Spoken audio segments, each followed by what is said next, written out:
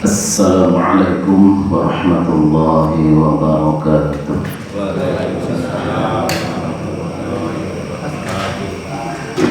Bismillahirrahmanirrahim. Alhamdulillahi rabbil alamin. Wa bihi nasta'inu ala umuri dunya waddin. Ashhadu an la ilaha illallah wahdahu la syarika lah. Wa ashhadu anna Muhammadan abduhu wa rasuluh la nabiyya wa la rasula ba'dah. Allahumma salli wa sallim wa barik ala Muhammadin wa ala alihi wa ashabihi ajma'in. Amma ba'd. Kaum muslimin muslimah jamaah subuh yang insyaallah diridhai, dirahmati, diberkahi Allah Subhanahu wa taala. Alhamdulillah, summa alhamdulillah, segala puji dan syukur kita aturkan kehadiran Allah Subhanahu wa taala. Kita bersyukur karena nikmat, karena rahmat Allah di pagi hari ini kita bisa hadir melaksanakan sholat subuh berjamaah, meskipun mungkin sebagian di antara kita mungkin sulit untuk bangun ya, karena saking enaknya tidur ya, di tadi malam hujan deras, angin kencang ya, nyaman sekali tidurnya, pules nih Bapak Ibu ya. Alhamdulillah, di tengah-tengah tidur yang nyaman itu kita masih bisa bangun ya di pagi hari ini. Kita mengalahkan enaknya tidur ya dalam suasana yang sejuk. Ini sebuah nikmat Allah ya, berupa iman yang Allah berikan kepada kita. Nikmat imanlah yang membuat kita bisa hadir di masjid ini, dan karena iman juga kita masih bisa bertahan ya di tempat ini untuk mengikuti kajian ba'da subuh ini. Semoga apa yang kita lakukan hari ini ya, ini termasuk salah satu wujud syukur kita kehadiran Allah Subhanahu wa taala. Kemudian salawat beserta salam kita doakan semoga tercurahkan kepada Nabi kita Muhammad sallallahu alaihi wasallam, dan mari kita berusaha untuk selalu mendoakan beliau, yaitu dengan cara kita memperbanyak bersolawat kepadanya, dan mari kita juga berusaha untuk tetap selalu istiqomah dalam mengikuti sunnah-sunnahnya. Insyaallah dengan cara kita memperbanyak bersolawat, dengan cara kita memperbanyak mengikuti sunnah-sunnahnya, semoga ini menjadi jalan, menjadi wasilah bagi kita untuk mendapatkan syafaat darinya di yaumul kiamah kelak. Bapak Ibu jamaah yang dimuliakan Allah, hari ini kita bersama-sama mengkaji sebuah hadis. Hadis ini mengandung tiga nasihat ya, tiga nasihat dari Rasulullah sallallahu alaihi wasallam. Yang pertama, nasihat Rasulullah adalah bagaimana agar kita selalu istiqomah di dalam ketakwaan, istiqomah dalam ketaatan, istiqomah di dalam kesolehan. Itu nasihat yang pertama. Nasihat yang kedua, Rasulullah mengajarkan kepada kita bagaimana caranya kita mengelola konflik ya, mengelola konflik. Yang ketiga, Rasulullah mengajarkan kepada kita tentang etika di dalam bergaul sesama manusia. Tiga nasihat ini diungkapkan oleh Rasulullah: ittaqillaha haitsuma kunta wa atbi'is sayyi'atal hasanata tamhuha wa khaliqin nasa bi khuluqin hasanin. Takwalah kamu kepada Allah dimanapun kamu berada. Ittaqillaha haitsuma kunta wa atbi'is sayyi'atal hasanata tamhuha. Ikutilah yang buruk dengan yang baik, maka yang baik itu akan menutupi yang buruk. Dan yang ketiga, wa khaliqin nasa bi khuluqin hasanin, ya, dan berakhlaklah, beretikalah di dalam bergaul sesama manusia dengan akhlak, dengan etika yang baik. Ini 3 nasihat dari Rasulullah. Saya nggak tahu waktu kita cukup atau tidak membahas 3 ini. Minimal 1 yang akan kita bahas, ya, sesuai dengan tema hari ini, yaitu istiqomah dalam ketaatan, ya. Syukur-syukur waktunya cukup untuk membahas 3 ini. Yang pertama, ittaqillaha haitsuma kunta. Takwalah kamu kepada Allah dimanapun kamu berada. Takwa itu adalah kita tetap mempertahankan keimanan, kemudian keimanan itu diisi dengan ketaatan, ya. Jadi isi takwa itu adalah iman dan ketaatan. Ketaatan itu juga bisa dimaknai dengan kepatuhan, kesolehan kita terhadap aturan-aturan Allah, ya. Perintah Allah kita laksanakan, larangannya kita tinggalkan. Kita patuh, kita taat, ya, kepada aturan-aturan Allah.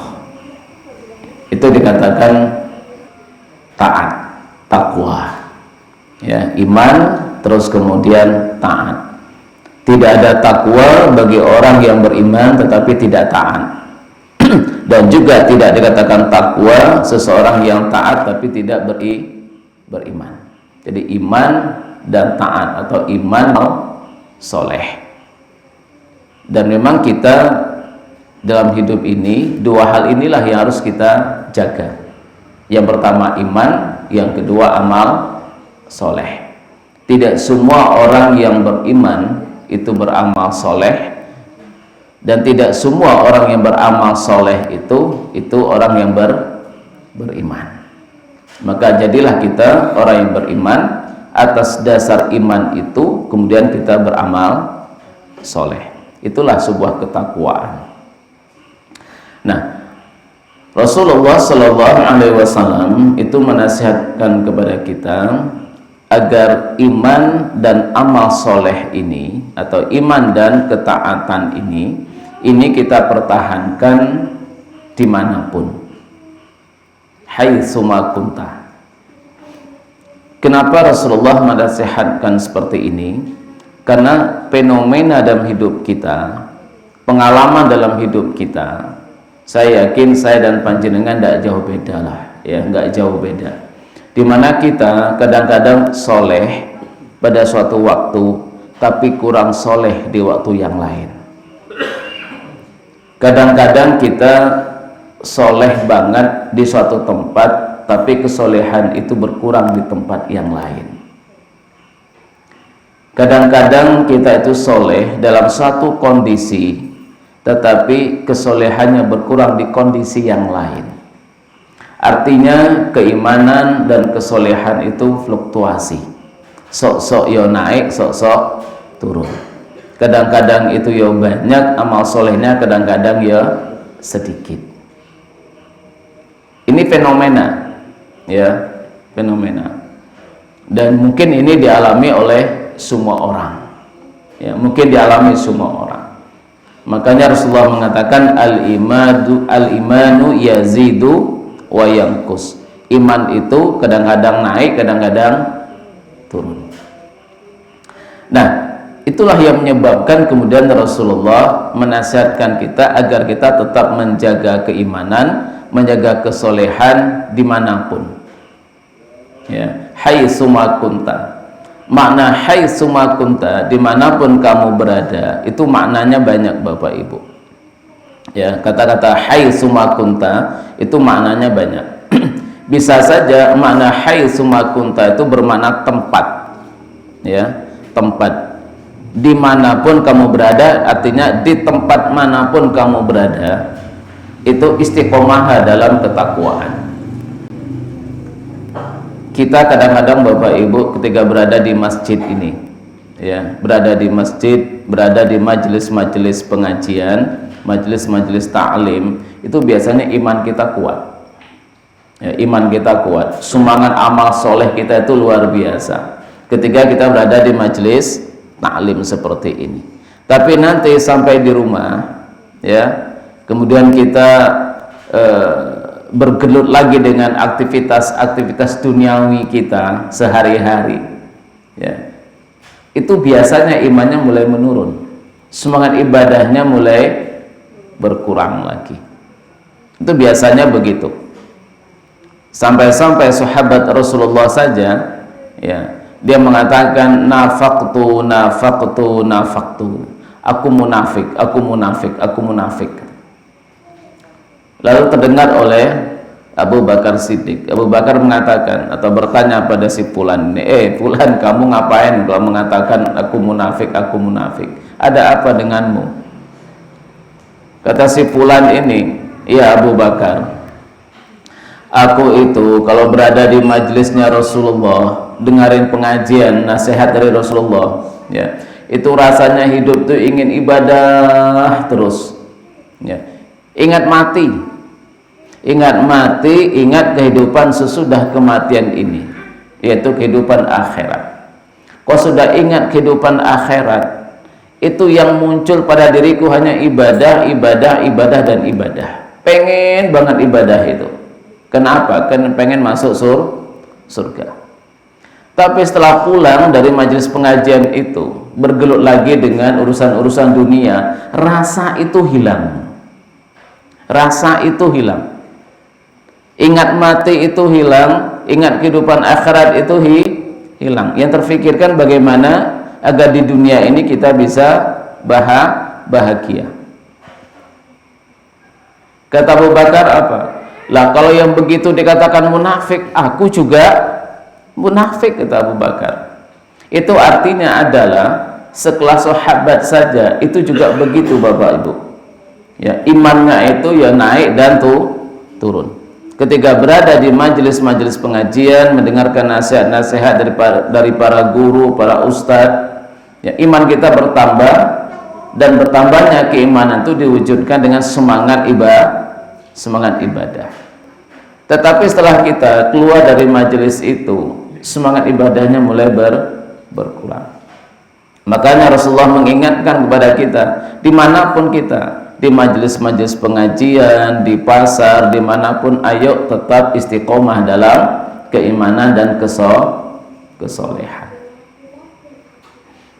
Panjenengan, ya, yang mungkin sudah haji umroh, itu kalau di sana Bapak Ibu di Makkah Madinah itu Masya Allah semangat ibadahnya itu luar biasa. Semangat ibadah luar biasa. Sebelum subuh sudah bangun tahajud, subuh tetap di situ sampai duha, ya, sampai syuruk di situ, ya, baca Al-Quran, terus kemudian setelah syuruk sholat duha, ya, sholat syuruk atau sholat duha, terus kemudian tawaf, ya, terus pulang. 5 waktu berjamaah, maghrib nyampe isya nggak pernah pulang, mesti berada di masjid, ya, baca Al-Quran, zikir, sholat sunnah, dan seterusnya. Semangat ibadahnya luar biasa. Dan pada diri kita pada saat itu kita berjanji, nanti kalau pulang ke Indonesia saya akan istiqomah seperti ini. Umumnya orang yang di sana haji umroh Bapak Ibu itu mesti punya niat pada dirinya, nanti kalau pulang ke Indonesia aku akan terus seperti ini. Bangun tahajud, ya, subuh, nanti sampai waktu syuruk tetap di masjid, ya, kemudian melaksanakan sholat syuruk atau sholat duha, terus kemudian nanti maghrib sampai Isya itu berada di masjid, zikir, baca Al-Quran, ya. Semua orang, hampir semua orang yang berada di sana itu punya niat seperti itu ketika berada di Mekah dan Madinah. Tapi setelah sampai ke Indonesia, pulang ke tanah air, rasa itu hilang. Rasa itu hilang. Kembali lagi seperti semula. Jadi mempertahankan ketakwaan, mempertahankan keimanan, istiqomah dalam amal soleh dimanapun itu bukan hal yang mudah. Bukan hal yang mudah. Istiqomah dalam ketaatan itu tidak mudah. Takwa di suatu tempat, iman di suatu tempat, dan berkurang keimanannya di tempat yang lain. Ketika kita berada, Bapak Ibu, di lingkungan orang-orang soleh, itu biasanya kita ikut-ikutan jadi orang soleh. Kalau lingkungan kita, lingkungan yang rajin berjamaah 5 waktu, ya seperti di perumahan ini, ya kita ya ikut-ikutan rajin sholat berjamaah 5 waktu. Tapi ketika berada di lingkungan orang-orang yang gak pernah berjamaah, itu biasanya juga semangat ibadahnya, semangat jamaah juga bisa berkurang. Ya. Panjenengan bersyukur, alhamdulillah, ini lingkungan yang baik. Ya, lingkungan yang baik. Melihat tetangga, teman rajin berjamaah, termotivasi diri kita juga untuk ikut berjamaah. Tapi ketika kita berada di lingkungan yang tidak berjamaah, ya, sholat 5 waktunya, itu juga motivasi juga akan berkurang pada diri kita, ya, juga berkurang pada diri kita. Maka disinilah pentingnya kita mengingat nasihat Rasulullah, takwalah kamu dimanapun kamu berada, di lingkungan manapun. Ya. Ini yang makna yang pertama, yaitu tempat. Yang kedua, Bapak Ibu, bisa saja makna haitsuma kunta itu dimanapun kamu berada, itu dalam makna waktu, ya, dalam arti waktu. Artinya bertakwalah kamu, berimanlah kamu, solehlah kamu, taatlah kamu, kapanpun. Kapanpun. Ini kadang-kadang pergantian waktu di suatu waktu ke waktu yang lain itu juga biasanya mempengaruhi kesolehan kita. Ramadan, Bapak Ibu, bulan Ramadan itu umumnya orang tuh soleh semua, ya. Bulan Ramadan itu ya nggak sholat saja sholat, Bapak, ya nggak pernah sholat bulan Ramadan sholat, yang nggak pernah sholat 5 waktu berjamaah di Ramadan dijaga banget sholat waktunya berjamaah, 5 waktunya berjamaah. Yang nggak pernah qiyamul lail, setiap malam qiyamul lail, beda isya itu tarawih, karena tarawih itu termasuk qiyamul lail. Yang nggak pernah puasa itu Ramadan, ya. Yang nggak pernah baca Al-Quran, dan bahkan satu hari 1 juz, coba one day 1 juz, itu Ramadan. Yang nggak pernah sodakoh di bulan Ramadan. Masya Allah, kesolehan orang di bulan Ramadan itu luar biasa. Tapi setelah selesai Ramadan, apa masih tetap seperti itu kesolehannya? Apa tetap begitu keimanannya? Berkurang, ya. Selesai Ramadan, puasa Senin Kemis saja nggak dilaksanakan. Coba bayangkan, Ramadan setiap hari berpuasa selama 1 bulan. Di luar Ramadan, Senin Kemis saja 2 kali seminggu saja berat dilaksanakan. Itu di luar Ramadan. Jangankan Senin Kemis, Ayyamul Bid saja cuma 3 kali, 3 hari saja sebulan, itu pun nggak dilaksanakan. Padahal di Ramadan setiap hari dalam 1 bulan, setiap hari dalam 1 bulan berpuasa. Di luar Ramadan cuma 3 hari saja Ayyamul Bid, ya, itu aja nggak dilaksanakan. Itu artinya apa? Iman kita di luar Ramadan mulai menurun, kesolehan kita, ketaatan kita di luar Ramadan mulai menurun. Kita takwa di bulan tertentu, ketakwaannya berkurang di bulan yang lain. Tidak mudah kan Bapak Ibu kita istiqomah dalam ketaatan. Tidak mudah kita itu soleh dalam setiap waktu.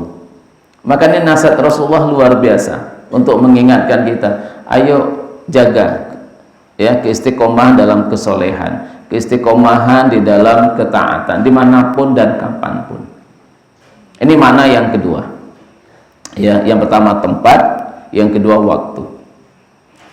Yang ketiga itu adalah bisa saja haitsu ma kunta, dimanapun kamu berada, itu bisa saja bermakna profesi ya, profesi ya, semua orang memiliki profesi ya, semua kita memiliki profesi. Minimal profesinya sebagai apa? Sebagai suami dan sebagai istri. Ada profesi-profesi tertentu yang di situ mudah menjadi orang yang bertakwa, mudah menjadi orang soleh. Tapi ada profesi yang lain itu yang sangat sulit menjadi orang yang soleh di situ. Ya, jadi ada profesi-profesi yang mudah menjadi orang soleh, tapi ada profesi yang sulit menjadi orang soleh. Profesi yang mudah menjadi orang soleh itu apa? Menjadi ustadz. Itu mudah banget itu. Kenapa? Setiap hari ngingatin orang, ngingatin dirinya ya, lingkungannya lingkungan yang baik, dari masjid ke masjid, dari majelis pengajian ke majelis pengajian yang lain, selalu mengingatkan orang dan mengingatkan dirinya. Guru ya, jadi guru, apalagi guru agama gitu. Ini adalah profesi-profesi yang mudah menjadi orang soleh. Tapi ada profesi-profesi yang nggak perlu saya sebutkan profesinya ya, itu sulit menjadi orang soleh. Mau sholat saja susah, coba mau sholat saja susah.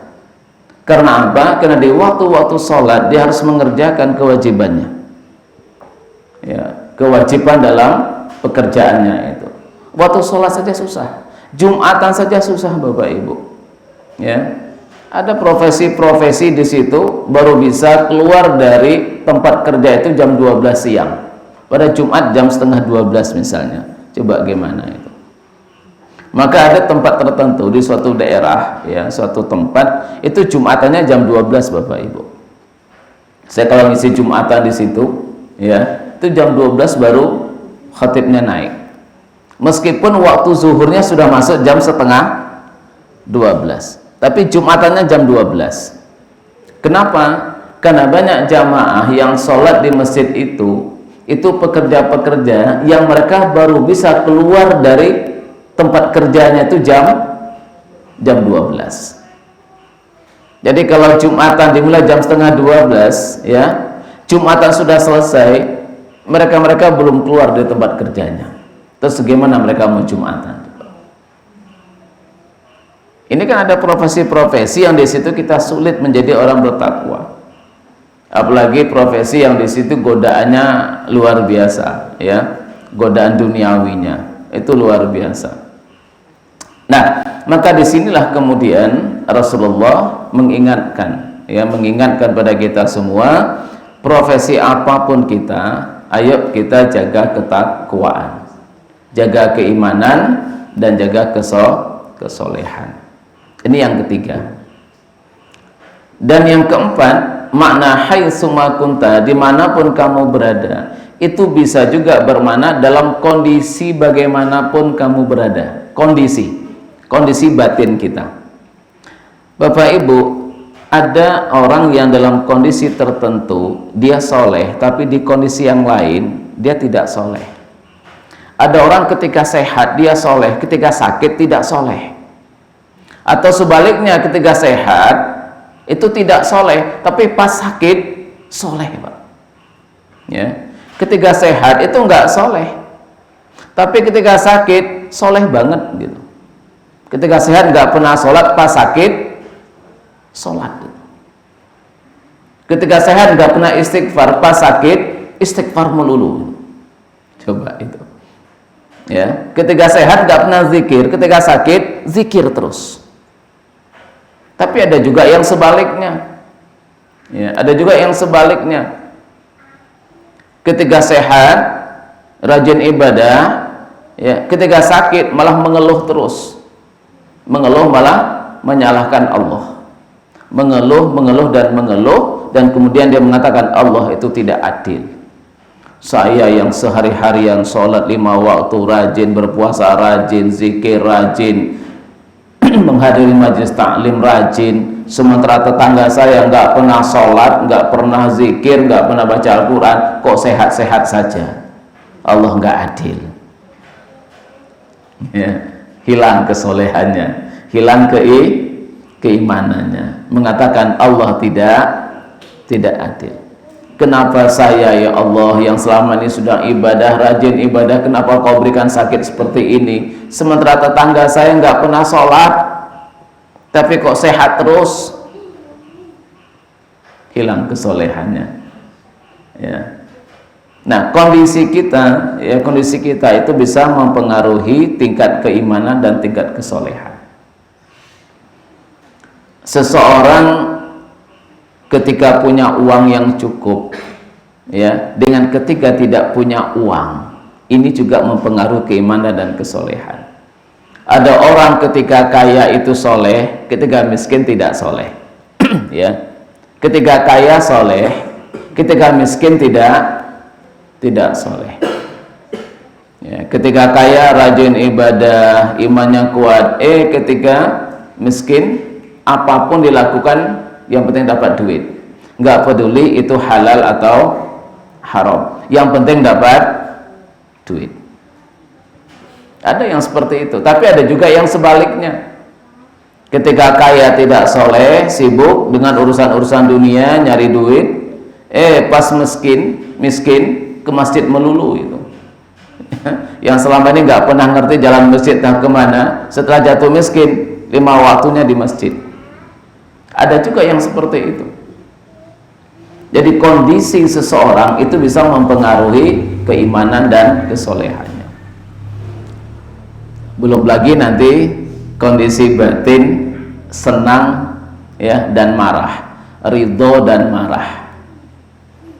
Orang itu ketika ridho, Bapak Ibu, suami istri, ya, ketika ridho, suami ridho kepada istrinya, istri ridho pada suaminya, itu biasanya kesolehannya muncul, omongannya halus, sopan, nggak menyakitkan dan menyenangkan kalau ngomong pas lagi saling ridho. Tapi coba kalau sudah marah, ya, panjenengan kalau marah kira-kira ngomongnya baik nggak? Orang ngomong di saat marah dengan di saat senang itu kira-kira beda nggak bahasanya? Beda, Bapak Ibu. Pas lagi senang ngomongnya Masya Allah enak didengar, ya. Kalau lagi senang omongannya enak didengar. Pas lagi marah Masya Allah nyakitin, ya. Ini kuping dengerinnya sakit. Kenapa? Omongannya sudah tidak terkontrol. Kebanyakan orang kalau sudah marah, kesolehannya dalam lisannya sudah hilang, sudah, ya. Kesolehannya di dalam lisan hilang kalau sudah marah. Makanya Rasulullah itu, ya, ketika ditanya oleh salah seorang sahabat atau diminta nasihat, ya Rasulullah, beri aku nasihat yang singkat padat, ya, beri aku nasihat singkat padat dan itu menyelamatkan dunia akhirat, ya, singkat padat menyelamatkan dunia akhirat. Apa kata Rasulullah? La taghdab, la taghdab walakal jannah, la taghdab walakal jannah. Kamu nggak usah marah, ya, jangan marah, kamu akan masuk surga. Jangan marah, kamu akan masuk surga. Singkat padat. Karena apa? Karena marah itulah nanti yang menyebabkan kita terjerumus pada perbuatan dosa. Salah satu yang mudah menjerumuskan kita dalam berbuat dosa karena marah itu adalah dosa lisan. Orang kalau sudah marah itu apapun diomongin, Bapak Ibu, ya, kalau sudah marah apapun diomongin, ya. Sampai nama-nama hewan yang ada di Curug itu diabsen satu persatu itu, Ya. Kalau sudah marah itu nama-nama hewan yang ada di ya kebun binatang itu, di Juruk itu di absen Pak Bu satu-satu itu. Coba itu kalau sudah marah. Maka Rasulullah mengatakan salamatul insan fi hifdzil lisan. Keselamatan manusia itu baik di dunia maupun keselamatan di akhirat itu terletak sejauh mana dia mampu menjaga lisannya. Karena lisan inilah yang membuat kita hancur di dunia, hancur di akhirat. Permusuhan yang ada di dunia ini, berantem sama tetangga, itu penyebab utamanya apa? Lisan, Pak. Ya, lisan ngerasani tetangga, ya akhirnya terdengar, diketahui berantem, saling menghina, lisan. Ya, permusuhan yang terjadi di dunia ini sebagian besar disebabkan karena lisan. Permusuhan antar umat Islam itu karena apa? Lisan. Ya. Karena lisan. Satu ormas dengan ormas yang lain berantem itu kenapa? Lisan. Kena menyalahkan, menghina, merendahkan, ya, melecehkan dengan lisan. Maka tidak salah kalau Rasulullah itu mengatakan keselamatan manusia dunia dan akhirat itu adalah sejauh mana dia mampu menjaga lisannya. Dunia saja lisan ini sudah sumber malapetaka, apalagi di akhirat kelak. Apalagi di akhirat kelak. Dosa ghibah, dosa fitnah, dosa menghina, dosa berbohong, itu semua adalah dosa lisan. Nah, kadang-kadang kita ya ketika marah itu nggak bisa kita menjaga lisan kita. Ketakwaan kita hilang, kesolehan kita hilang, ketaatan kita hilang di saat kita marah. Maka Rasulullah juga mengingatkan, man kana yu'minu billahi wal yaumil akhir, kalau kamu mengaku beriman kepada Allah dan hari akhir, falyakul khairan aw liyasmut. Jaga lisan, kata Rasulullah, jaga lisan, ucaplah yang baik-baik saja. Kalau di saat kamu tidak mampu mengucapkan yang baik, kapan saatnya kita tidak mampu mengucapkan yang baik? Yaitu di saat kita marah. Di saat kita marah, di saat kita berhadapan dengan orang yang kita benci, di saat kita marah, di saat kita berhadapan berkomunikasi dengan orang yang kita benci, di saat itu kita susah menjaga lisan. Maka kata Rasulullah, ketika kamu tidak mampu menjaga lisanmu, tidak bisa mengucapkan hal yang baik, maka diam, tidak usah ngomong.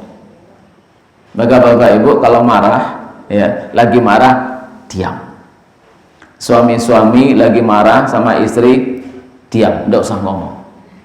Ya, ibu-ibu, para istri lagi sebel sama suami, nggak usah ngomong, dah diam saja. Dan suami istri harus saling pengertian. Kalau sudah diam itu berarti dia marah. Jadi marah itu jangan diungkapkan dengan ucapan, tapi ungkapkanlah marah itu dengan diam. Dan semuanya harus paham. Kalau istrinya sudah diam, diajak ngobrol kok meneng begitu, berarti suami harus tahu bahwa istri dalam keadaan marah. Kalau istri melihat suaminya ngomong diam aja gitu, ya ayo makan, diam. Ya. Nanya apa-apa, diam. Berarti istri harus peka, harus tahu berarti suami marah, segera intervensi. Ya. Jadi ayo kita ungkapkan rasa marah kita tuh dengan diam. Kita tunjukkan saya lagi marah nih kalau saya diam, nah, kan gitu. Ya. Jadi kalau udah marah, diam. Karena kalau sudah ngomong Bapak Ibu mesti menyakitkan, dan kalau sudah menyakitkan itu memperbaikinya susah. Ya, memperbaikinya susah. Kalau kita sudah menyakitkan hati orang lain, itu untuk memperbaiki itu susah. Kalau hubungan itu sudah rusak, itu memperbaiki hubungan susah. Nah, maka dalam konteks inilah kemudian kita kaitkan dengan nasihat yang kedua dari Rasulullah. Jadi seumpama Bapak Ibu Seumpama ya kita sudah tidak mampu lagi menjaga lisan, kecoplos ngomongnya sudah terlanjur ngomong yang menyakitkan orang, atau terlanjur kita melakukan sebuah perbuatan yang menyakitkan orang, maka disinilah penting nasihat yang kedua dari Rasulullah, wa atbi'is sayyi'atal hasanata tamhuha. Ya, kalau kita nggak bisa takwa tadi, menjadi soleh dimanapun kita berada, ya, mungkin kesolehan kita terhadap Allah hilang di suatu tempat, ya, hilang di suatu waktu kita berbuat dosa kepada Allah, atau kesolehan kita kepada manusia itu hilang di suatu tempat, hilang di suatu waktu, hilang di suatu kondisi, sehingga kita menyakitkan orang lain. Maka jika itu terlanjur kita lakukan, maka ingat nasihat yang kedua dari Rasulullah. Apa nasihat yang kedua? Wa atbi'is sayyi'atal hasanata tamhuha. Ikutilah yang buruk dengan yang baik, maka yang baik akan nutupin yang buruk. Apa maknanya? Maknanya juga banyak ini. Yang pertama, kalau kita terlanjur melakukan perbuatan salah, ya, tidak takwa di suatu tempat tadi, terlanjur kita berbuat salah kepada Allah, segeralah melakukan amal-amal soleh. Ikutilah perbuatan yang buruk dengan perbuatan yang baik. Ya, kalau kita berbuat dosa, segeralah memperbanyak melaksanakan amal-amal soleh. Kalau kita berbuat dosa, segera perbanyak melaksanakan amal-amal soleh. Maka dosa yang kita lakukan terhadap Allah itu menyebabkan kemurkaan Allah, kemarahan Allah. Kemudian kita ikuti dengan amal-amal soleh. Amal soleh itu menyebabkan datangnya ridho Allah. Maka ridho Allah itu akan menghilangkan, minimal mengurangi kemarahannya. Ya, jadi ridhonya Allah itu akan mengurangi, syukur-syukur menghilangkan kemarahannya. Maka ikutilah yang buruk dengan yang baik, ikutilah yang salah dengan yang baik. Insya Allah yang baik ini akan menutupi yang buruk ini. Ya, ikutilah kemarahan dengan suatu keridhaan. Ketika perilaku kita menyebabkan Allah marah, lakukanlah hal-hal yang membuat Allah ridho. Maka kemarahan Allah akan berkurang, akan hilang karena keridhoannya. Demikian juga Bapak Ibu, kita sesama manusia. Tadi kita katakan contoh dalam kehidupan rumah tangga saja. Dalam kehidupan rumah tangga saja. Kalau suami melakukan sesuatu yang membuat istrinya marah, ya, melakukan sesuatu yang membuat istri marah, maka Bapak segeralah melakukan sesuatu yang membuat istri senang. Ya, kalau kita melakukan sesuatu yang membuat istri marah, tadi tanda marah apa tadi Bu? Kalau marahnya diam ya. Ditanya apa-apa diam aja gitu. Lakukanlah sesuatu yang membuat istri senang. Apa itu? Kasih uang yang banyak. Nggih Bu nggih. Ibu ditanya diam aja gitu. Lalu kemudian Bapak ambil uang di dompet, kasih Ibu. Udah itu, langsung buka mulutnya itu. Matur nuwun nggih Pak. Bapak ganteng deh. Bapak baik itu. Hilang sudah marahnya. Ya. Benar nggih Bu nggih?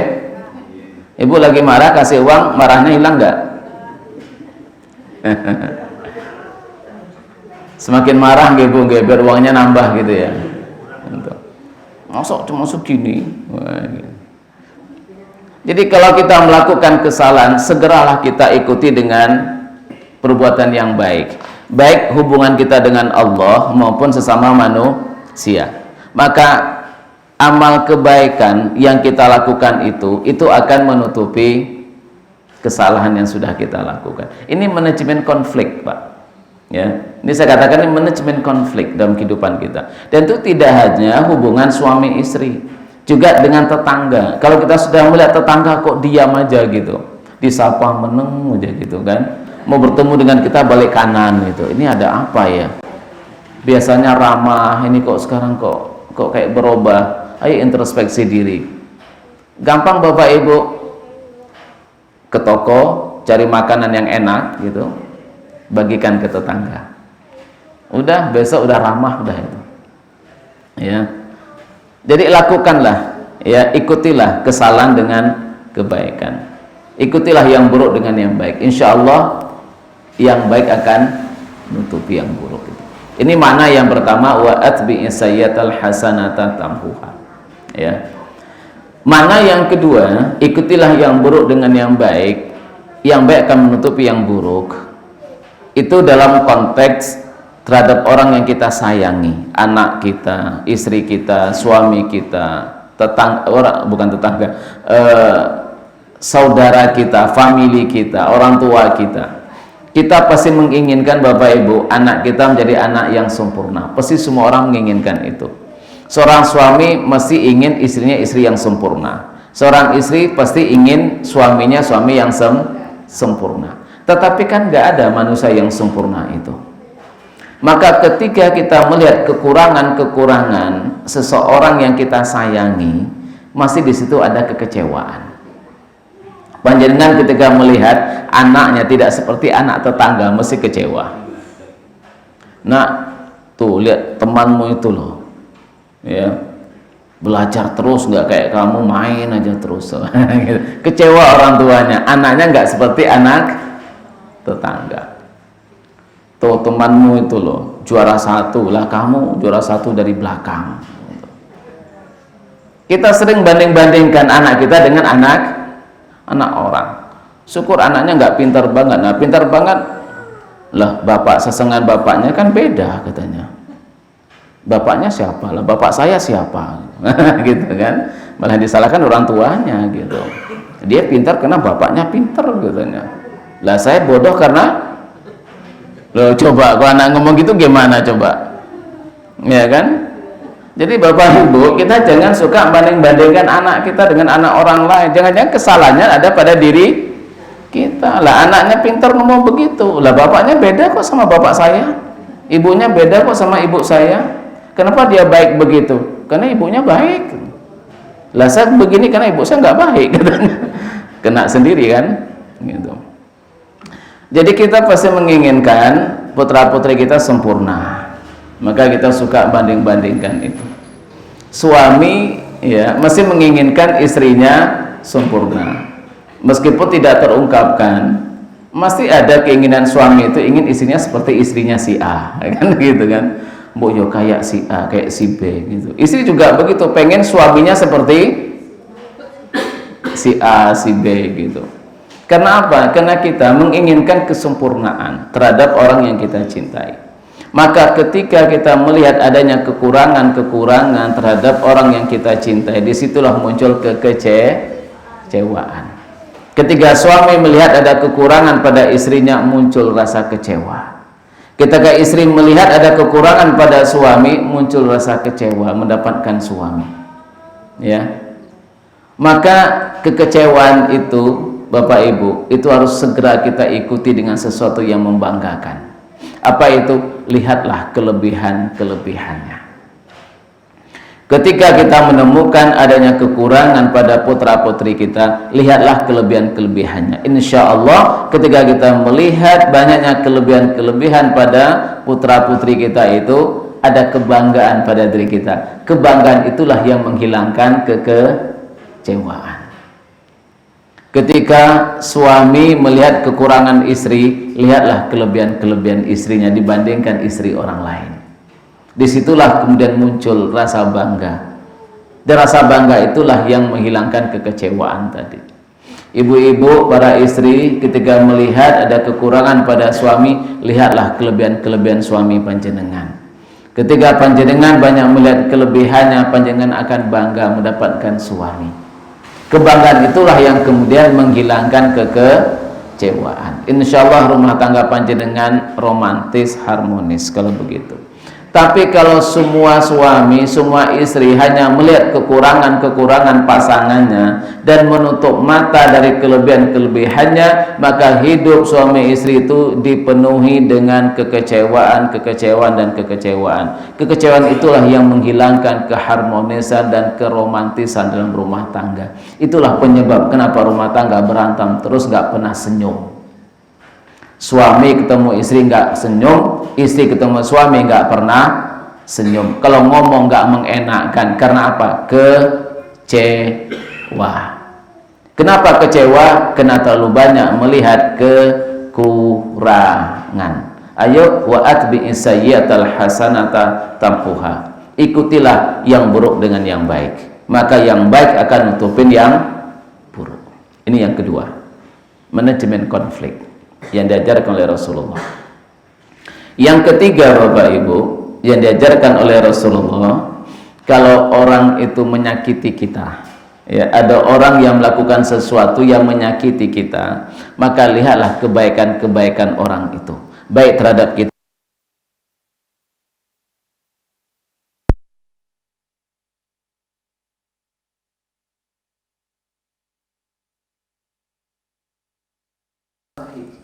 Berarti kita introspeksi diri. Berarti kalau dia menyakiti saya, berarti ada kesalahan pada diri kita. Kenapa dia baik terhadap si A? Ya, kenapa dia baik terhadap si B, si C dan si D? Kenapa sama saya tidak?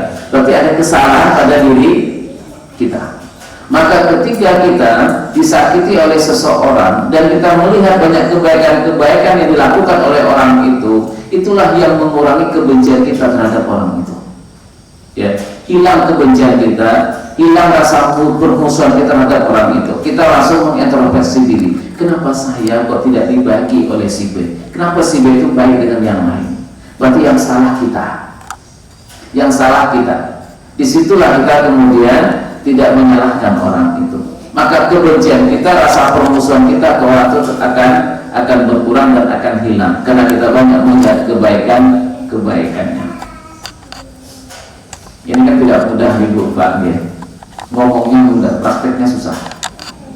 Ya, kita kalau sudah disakiti oleh seseorang muncul rasa benci, itu nggak ada baiknya orang itu. Ya, kita kalau sudah benci dengan seseorang, kita sulit melihat kebaikannya. Yang ada cuma buruk dan buruk.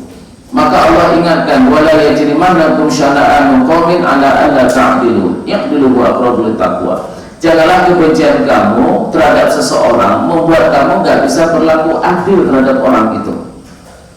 Ya, jangan sampai kebencian kita terhadap seseorang, terhadap satu golongan, terhadap satu kaum membuat kita tidak mampu berlaku adil. Adil itu apa? Proporsional. Ya, proporsional itu ya kalau benar kita akui benarnya, kalau baik kita akui, kita lihat ada kebaikan di situ. Kalau salah ya kita akui salah. Nah, kita kalau sudah sayang dan benci, itu akan susah untuk objektif. Kita kalau senang dengan seseorang, itu seolah-olah tidak ada salahnya, nggak ada buruknya terhadap orang itu. Tapi kalau sudah benci, itu seolah-olah nggak ada baiknya orang itu. Jangan kalau benci dengan suatu golongan, ngapunten Bapak Ibu, jangan benci dengan suatu golongan umat Islam atau sebuah ormas. Jenengan kalau sudah benci dengan ormas itu, jenengan tidak akan bisa melihat kebaikan yang ada di situ. Tapi kalau kita sudah sangat senang dengan sebuah golongan, suatu golongan, kita sudah menutup mata atas kekurangannya. Seolah-olah semuanya adalah kebenaran, nggak ada kesalahan di ormas itu, nggak ada kesalahan di sebuah kaum itu. Tapi kalau sudah benci, seolah nggak ada baiknya. Ini bahayanya kalau sudah benci. Maka hati-hati. Kebencian itu hati-hati, ya, itu menghilangkan objektivitas kita dalam menilai sesuatu itu. Nah, maka bagaimana agar di saat kita membenci seseorang, kita berusaha untuk objektif dengan perbanyak melihat kelebihan-kelebihannya. Insya Allah rasa benci itu akan berkurang. Kalau panjenengan benci dengan sebuah golongan, sebuah ormas, dengan lihat kebaikan-kebaikannya. Buka mata kita, ya, buka hati kita atas kebaikan-kebaikan. Insya Allah kebencian panjenengan akan berkurang. Ya, ini manajemen konflik yang diajarkan oleh Rasulullah. Kemudian yang keempat, ya, wa atbi'satal hasanatan huha. Ini yang paling berat. Ini yang paling berat, menghilangkan keburukan. Apa itu? Wa ahsin ila man asaa ilaika. Balaslah keburukan orang dengan kebaikan. Masya Allah, ini yang paling berat ini. Balaslah keburukan dengan kebaikan. Keburukan itu akan hilang setelah kita balas dengan kebaikan. Bu, jenengan seumpama menghina saya, mencaci maki saya, terus saya puji panjenengan di halayak orang ramai. Jenengan menghina saya, tapi jenengan saya puji di tempat orang banyak. Kira-kira besok menghina lagi enggak? Ya. Jenengan menghina saya, menggibah saya, memfitnah saya, tapi saya selalu memuji kebaikan-kebaikan panjenengan di hadapan orang lain. Dan jenengan tahu kalau saya selalu memuji-muji jenengan. Besok jenengan menghina saya lagi enggak? Jenengan akan datang ke saya minta maaf. Maaf ya Pak, saya kemarin memfitnah jenengan gini-gini, jenengan malah ya muji-muji saya. Minta maaf. Ya, akan minta maaf di situ. Maka kenapa Rasulullah itu sukses dalam ibadah? Ini konsepnya. Rasulullah itu menghancurkan keburukan dengan kebaikan. Ya, ketika Rasulullah dibenci, dimarahi, disakiti, ya, Rasulullah apa? Membalas dengan kebaikan. Orang yang menghina, mencaci maki Rasulullah ketika sakit dijenguk oleh Rasulullah, disuapin sama Rasulullah, bersahadat orang itu di hadapan Rasulullah. Coba seumpama Rasulullah disakiti, dilempar, diludahi, ketika orang itu sakit Rasulullah datang, rasain tuh, syukur, walat. Kira-kira omongan dia apa? Yang disakiti ini, tunggu besok kalau saya sehat. Tunggu kalau saya sehat. Ya, tak balas katanya. Jadi kalau keburukan dibalas dengan keburukan, itu menambah keburukan yang lain. Orang menghina kita balas dengan menghina, sana lebih menghina lagi, dibalas lagi, menghina lagi, tidak akan selesai urusan. Maka balaslah keburukan dengan kebaikan, maka kebaikan itu akan menghancurkan keburukan itu. Itulah muncul filosofis Jawa, di pangku mati. Di pangku mati. Orang Jawa itu luar biasa Pak, di pangku mati. Mas Rian tidak paham ini. Ya. Di pangku mati Mas Rian. Ya, artinya orang itu kalau kita berikan kebaikan, dia nggak akan berdaya, nggak akan bisa berbuat apa-apa. Maka menaklukkan seseorang, lakukan dengan cara banyaklah berbuat baik kepadanya. Dia tidak akan berdaya di hadapan kita. Maka panjenengan, ya, para suami kalau ingin menaklukkan istrinya, kasihlah uang yang banyak. Udah, suaminya istri nggak bisa berbuat apa-apa sudah. Maka dalam rumah tangga juga begitu. Mohon maaf ya.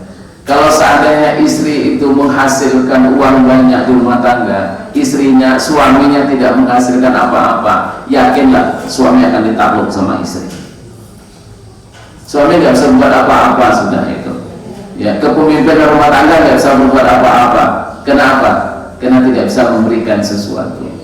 Nah, makanya ini manajemen konflik diajarkan oleh Rasulullah. Hancurkanlah, hilangkanlah keburukan dengan memberikan kebaikan. Nah Bapak Ibu, saya kira itulah yang bisa saya sampaikan. Sudah terlalu panjang ya pembahasan kita hari ini. Saya kira dua saja nasihat yang disampaikan oleh Rasulullah sangat penting bagi kita. Yang pertama tadi apa?